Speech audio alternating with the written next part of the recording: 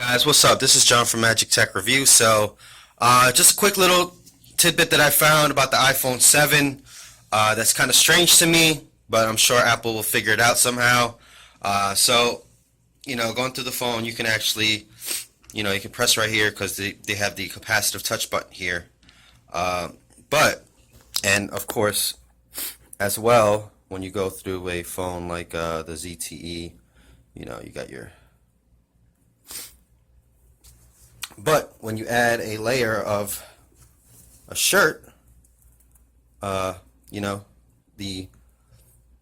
ZTE still goes. So, when it gets cold.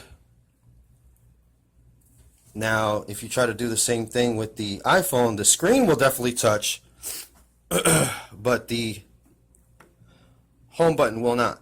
So, and this is just a layer of a shirt, so just imagine with gloves. I don't think it's going to work with gloves. Now, there might be some way to up the settings on this one. I don't know exactly, but that's going to be strange to see iPhone users have to take off their gloves to use this thing. But nonetheless, nothing that's like super duper important, or it's going to damaging of the iPhone. Just something I noticed when I was playing around with the iPhone 7 and the new touch button. The new touch button feels great. Like the whole screen kind of just moves a little bit when you do this, or at least the tactile feel makes it feel like that, the haptic engine. Or the taptic engine, like they call it. Anyways, this is John from Magic Tech Review. Just a quick video of the iPhone 7 and some of my findings of it.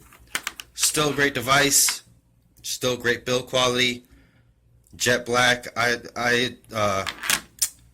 128 gigabyte, but yeah, that's just kind of strange to me, but I'm sure they'll figure something out, or they'll up the settings where you can actually have some kind of gloves on or some kind of fabric, because yeah, it's about to get cold. So peace out, guys.